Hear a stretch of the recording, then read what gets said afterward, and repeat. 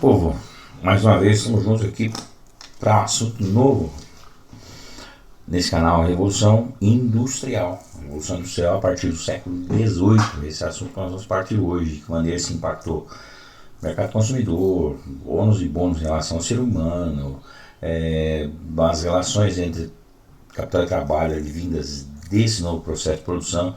Enfim, é nessa vibe que nós vamos correr na aula de hoje. Espero que vocês gostem de mais uma aula pop do professor Fábio Costa. Tema de hoje, Revolução Industrial. Partiu 3, 2, 1. Fato seguinte, galera. Sempre o ser humano foi consumista. Tá? E esse consumista, que nós entendemos como um título negativo, consumismo é um defeito, aquele que consome responsavelmente, grande parte está se referindo à pessoa que consome. Tá? Então, adequando a fala, o ser humano sempre tem necessidade de consumo. Tá? Desde o momento em que ele ia à floresta e ele coletava sementes, frutos, ele estava consumindo. E com o passar do tempo, essas necessidades foram crescendo e automaticamente, diante de um crescimento de demanda, nós vamos ter que também promover um crescimento de oferta. É nesse sentido que a humanidade promoveu os estágios da produção e as evoluções dos respectivos estágios. Ou seja, o artesanato, que evoluiu para uma manufatura, que por sua vez evoluiu para uma maquinofatura. Tá? Então vamos entender isso aqui na questão de ônus e bônus. Professor, o ônus, o bônus. O bônus foi que uma produção em maior escala fez com que o preço do produto caísse. Isso é fato. Então mais pessoas tiveram acesso a produtos que, se fossem em estágios antigos, tipo a produção manufatureira, poucos teriam condição de comprar, como hoje um sapato, é um item de consumo comum. Uma vez que se tornou um item industrializado, ou seja, produto da maquinofatura, ele se tornou muito barato. E hoje todo mundo anda com os pés calçados. Se você pegar a realidade do Brasil colônia, por exemplo, século XVII, até mesmo o século XVIII, você encontrava pessoas descalças pela rua. Tá? Porque o sapato era um item de passeio, de sair final de semana. Eu vou jogar isso para galera nascida na década de 20, minha falecida avó materna. Ela conta que na casa dela, juntamente com seus 5 irmãos, os sapatos eram para ir à missa. E durante a semana, grande parte, eles andavam descalços em casa. Então, quer dizer, o bônus, o produto ficou barato, professor. Ônus. O trabalhador vai ter o seu conhecimento cada vez mais mutilado, ou seja, ele parte do domínio do todo sobre o processo produtivo para passar a deter apenas parte, e essa parte vai ser cada vez mais diminuta, resumindo muitas vezes a apertar um botão ou puxar uma alavanca. Isso faz com que esse ser humano, que por sinal se esforça menos, seja mais facilmente substituível. Então, se nós pegarmos em curtas palavras a elevação do artesanato para a manufatura, para a maquinofatura, nós vamos chegar à conclusão que o operário, o trabalhador, se tornou vulnerável, porque o seu conhecimento sobre o todo foi sendo reduzido, ele passou a deter apenas parte do processo produtivo, portanto, ele também seria mais uma peça facilmente substituível e digna de uma remuneração aquém do necessário, do minimamente esperado, ok? Berço da Revolução Industrial foi a Inglaterra. Então, primeiro, a Revolução Industrial ela marca a potencialização da exploração do capital sobre o trabalho. Tá? Potencialização. Ou seja, uma concentração de renda e de riqueza na mão de poucos, e esses poucos, dominando os meios de produção, vão passar a empregar uma massa proletária, pagando a essa massa salários aquém dos quais deveriam ser pagos. A gente entra numa métrica do socialismo científico do Karl Marx, que é o princípio da mais-valia, mas é um assunto para outras aulas, ok? Por que a Inglaterra foi o berço, Fabinho? Por quê? A Inglaterra saiu na frente, foi pioneira desse processo. Alguns motivos explicam isso. Primeiro, em solo inglês existiam riquezas minerais. Em solo inglês ou em locais dominados pela Inglaterra, minério de ferro, carvão mineral. Segundo, porque a Inglaterra tinha mercados consumidores, portanto, o que se produzisse lá dentro teria condição de ser escoado. Terceiro, porque na Inglaterra existia uma burguesia disposta a colocar o seu capital em forma de investimento para resultar numa produção maior e automaticamente aumentar seus lucros. Então nós tivemos uma burguesia que acumulou capital comercial. Por isso eu sempre falo para os meus alunos que o mercantilismo inglês é do tipo comercialista e não industrialista. O comercialismo deu condições ao industrialismo desdobrado em forma de revolução industrial. Então esse capital comercial vai ser investido na indústria, com o tempo se torna capital industrial, que vai ser reinvestido, taxa de reinvestimento, e vai se transformar em capital financeiro monopolista, lá na criação dos grandes trustes, que hoje nós chamamos de mega fusões, ou seja, das grandes corporações. Outro motivo, e eu como historiador considero que esse seja o principal.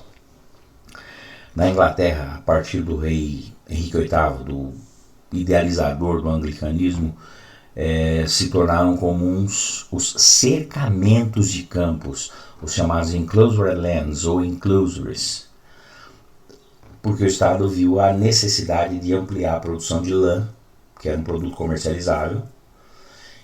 Para aumentar essa produção de lã, certamente passaria a proibir que pobres continuassem plantando em terras que eram do Estado, que até então era comum isso na Inglaterra. E essas terras foram, como o nome do processo diz, cercadas e se transformaram em áreas de pastagem para ampliar a criação de ovelha e, consequentemente, a extração de lã. Então essa política dos enclosure lands produziu na Inglaterra, num curto espaço de tempo, uma geração de excedentes de matéria-prima e de mão de obra, que seria empregada a custos baixíssimos pela nascente indústria inglesa. Beleza? Então, até aqui. Estágio da produção, ônus e bônus. A questão do excesso de exploração do capital sobre o trabalho, que se tornaria signo desse novo sistema econômico, e os motivos que fizeram da Inglaterra pioneiro na Revolução Industrial. Vamos lá, de fases. História é reescrita, né, gente? Interessante falar isso para vocês, que nós estamos, essa aula sendo gravada em 2020, em plena pandemia do Covid. Fica aqui uma documentação, que eu não sei quanto tempo esse vídeo vai ficar no ar. Nós abrimos agora, os livros de história já estão vindo com uma reescrita, dividindo a Revolução Industrial em 4 fases, e não as clássicas 3. Classicamente nós dividimos a Revolução Industrial, digo nós, da história. Primeira fase, 1750 a 1850, uma divisão bem redonda, bem fechada. Segunda fase, 1850 a 1950. Terceira fase, 1950 até agora. A partir de então, eles estão dividindo 1750 a 1850, 1850 a 1950, 1950 a 2000, 2000 para cá, quarta fase. Então, na verdade, eles dividiram o que nós chamávamos de revolução tecnocientífica, né, tecnológica. Eles estão separando a tecnológica de 2000 para cá agora. E, na verdade, na hora de explicar, quando chega lá na terceira fase clássica, eu já deixo claro para vocês a presença desses itens que hoje eles chamam de Revolução 4.0, a robótica, a microeletrônica, a biotecnologia, a informática em si, tá bom? Então acaba sendo tudo misturado, mas só numa coisa mais técnica para quem for precisar. Hoje são 4 fases, não são mais 3, beleza? Vamos para a primeira fase então, povo. 1750 a 1850, Inglaterra. Então essa primeira fase ela foi estritamente inglesa. Produção, majoritariamente, a predominância foi produção têxtil, tecido. As máquinas foram fabricadas com ferro e movimentadas com carvão, cuja queima produzia vapor. Lembro a vocês que as primeiras máquinas elas foram idealizadas por pessoas que faziam parte do processo produtivo, tá? Então é uma concepção errada também. Essa aula eu gravo tanto para alunos de fundamental quanto de médio, mas os alunos, a galerinha do fundamental tem essa confusão, né? Que quem idealizou máquina foram cientistas, não, operários. Eles simplesmente observavam os movimentos da mão, ou seja, dos braços humanos, e eles queriam dar movimento a máquinas. Então as primeiras engenhocas, os primeiros teares, spinning jenny, eles surgiram como repetidores de movimentos humanos, só que movimentados por vapor, por energia hidráulica e assim por diante. Tá bom? Então esquece esse negócio de cientista. Para máquina isso não vale. Tá bom? Então, produção têxtil, ferro utilizado para produzir máquinas, carvão, vapor, formas de energia. E logo, eu falo que as inovações humanas, elas são resultado de um processo de implantação, análise, aperfeiçoamento. Análise, aperfeiçoamento, análise, aperfeiçoamento. Então o que nós temos na nossa mão hoje, e que nós julgamos que é um objeto, que é um item que funciona muito bem, ele funciona muito bem hoje porque ele teve vários retornos à prancheta de planejamento. Essas primeiras máquinas mesmo, de ferro movidas a vapor. O vapor, água, estado gasoso, propriedades da matéria, que depois ela vai se acamando em cima de uma superfície sólida e vai se liquidificando, e a água em contato com o ferro vai causar oxidação, que mexe com a estrutura do ferro e faz com que essa peça quebre. Automaticamente esses caras tinham que voltar para a planilha. Ou seja, o que nós vamos fazer? Que essas máquinas estão quebrando. Máquina quebrada é linha de produção parada. Fala em linha de produção, por favor, gente. Produção em série, linha de produção, não é maquinofatura, é manufatura, por favor. Isso é uma correção que eu faço para o vestibular já. Produção em série é anterior à maquinofatura, à industrialização. É lá na época das manufaturas eu já tinha produção em série. Porque o estágio da produção já era dividido em etapas, a produção era dividida em etapas, cada um fazia uma etapa, para no final eu produzir 500, 1.500 itens semelhantes. Isso caracteriza uma produção em série, tá bom? Eu só fiz essa observação porque eu estou falando em linha de produção parada, que a máquina quebrou, beleza?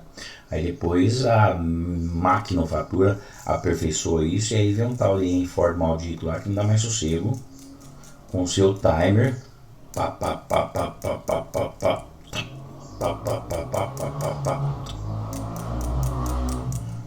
ele não tá nem aí se a menina tá bem, se tá com cólica, se o cara tá com torcicolo, se o cara... A esteira rodou, ou você cumpre aquilo, ou você vai ser desligado da empresa. O patrão passa a ser literalmente dono do seu tempo e tem que fiscalizar isso, tá bom? Então essa história de máquina quebrando, que é ferro, vapor e tal, eles vão para uma segunda fase. Segunda fase, 1850 a 1950. Essa fase ela não é mais inglesa, ela é mundializada, ou seja, inclusive chegou ao Brasil, era Mauá, né, meados do século XIX, e essa segunda fase ela é diversificada, ela não é produção majoritariamente têxtil. É dessa segunda fase, inclusive, o advento da indústria automobilística, tá? Henry Ford, Carl Benz, Rudolf Diesel, os irmãos Goodyear, são nomes ligados à indústria automobilística. O aço substitui o ferro na construção das máquinas, tá? A gente é naquela questão da geografia, né, cara, de bem de produção, bem de consumo, né? Então, na verdade, as máquinas são bem de produção. Então o aço entra porque o aço ele é mais resistente à corrosão, e aí também eles reduzem a emissão de vapor dentro das indústrias, porque as formas de energia passam a ser combustão, porque eles passam a processar o petróleo e a criar combustíveis resultantes desse processamento, gás natural, querosene, óleo diesel, depois gasolina, e também dominam a questão do dínamo, né? A descoberta do dínamo fez com que a energia elétrica pudesse ser usada como forma de energia de movimentação de máquina. Então eu tinha máquinas de aço movidas a combustão ou energia elétrica.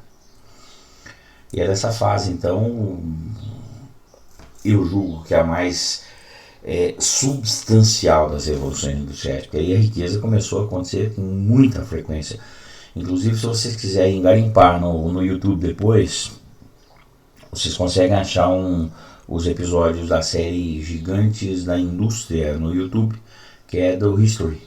E tem Gigantes do Brasil também, que vai falar inclusive do Mauá, tá bom? Então vai lá que você vai ver Tesla, Vanderbilt, Rockefeller, fala do Ted Roosevelt lá, você vê toda essa galerinha que foram os protagonistas de grandes coisas lá atrás no que diz respeito à produção industrial dentro do sistema capitalista. Tá bom? Gigantes da Indústria, Gigantes do Brasil, é do History, e está disponível lá 0800 no YouTube também. Então, na hora que for ver minha aula no YouTube, pode garimpar, ver meu canal. É um canal que está começando agora, não tem pretensão nenhuma, é mais para veicular as aulas nesse período de distanciamento, que eu não tenho que estar em sala com os alunos. Então, para quem não é meu aluno de colégio particular, eu estou subindo umas aulas, lá você vai ter um conteúdo. Exemplo, uma aula agora de Revolução Industrial. Beleza? Fabinho, terceira fase. Terceira fase nós vamos ter 1950 em diante, tá bom? Então agora 2000 a gente sabe que é a quarta fase, Revolução 4.0, mas vamos embolar tudo isso. Primeiro, diversificação aumenta. Mundialização também, ou seja, regiões que não tinham sido atingidas pela onda segunda, vem agora na terceira. Novas matérias para a produção de máquinas, aí entra, por exemplo, novas ligas, metais, fibras, alumínio entra, uma fibra de vidro, novas formas de produzir energia, né? Interessante, produzir energia elétrica, o nuclear, termoelétrica, eólica, logo solar.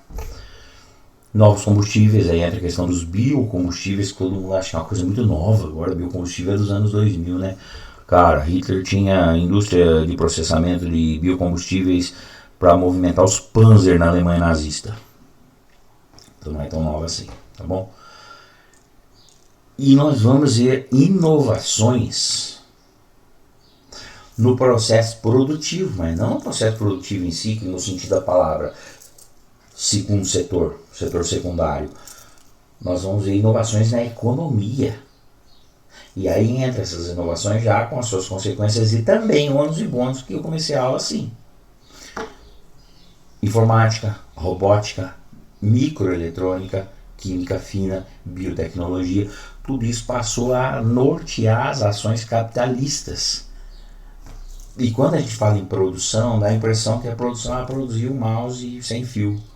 Não, cara, a produção é produzir um mouse sem fio, mas é desde a matéria-prima para a produção desse mouse, a transformação da matéria-prima nesse mouse, produto final, o envio desse mouse, transporte para os pontos de venda, a comercialização desse mouse pelo terceiro setor, isso tudo passou por inovações.